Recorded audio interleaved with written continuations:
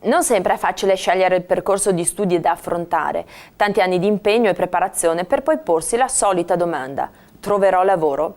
Cercare di indirizzare i giovani verso una scelta piuttosto che un'altra è ormai in uso in tutti gli istituti. Evento eccezionale, invece, quello dell'Istituto Alberti di San Donà di Piave, scelto come sede della 2 giorni dedicata a giovani e turismo. Noi abbiamo dei rapporti strettissimi, per cui i nostri ragazzi, e sono centinaia all'anno, fanno degli stage proprio lavorativi.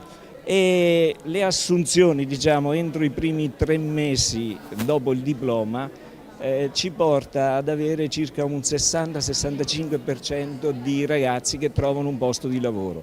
Tema della 2 giorni il turismo, uno dei settori economici più attivi, con grandi potenzialità ancora da sfruttare, in particolare in tema di capitale umano. Formare i giovani, prepararli, avvicinarli al mondo del turismo è la sfida del futuro. Sì, il turismo, soprattutto anche per Venezia, è uno dei settori più importanti e trainanti, lo sarà maggiormente nel futuro.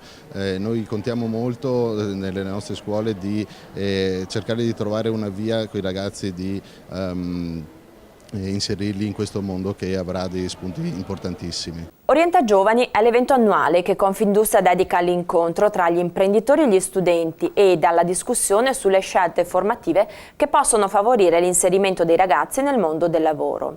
Industriamoci è la giornata nazionale di porte aperte delle piccole e medie imprese, grazie alle quali studenti, insegnanti, ma anche amministratori locali hanno la possibilità di conoscere da vicino il mondo dell'impresa, i suoi protagonisti, i suoi meccanismi e soprattutto le sue opportunità. 2 eventi assieme all'Istituto Alberti.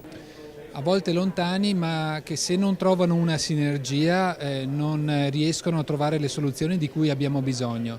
E occasioni come questa, che creano l'incontro tra l'offerta scolastica di formazione, le competenze con le possibilità produttive e di sviluppo economico, sono quanto mai necessarie e quindi vanno sicuramente supportate dall'amministrazione.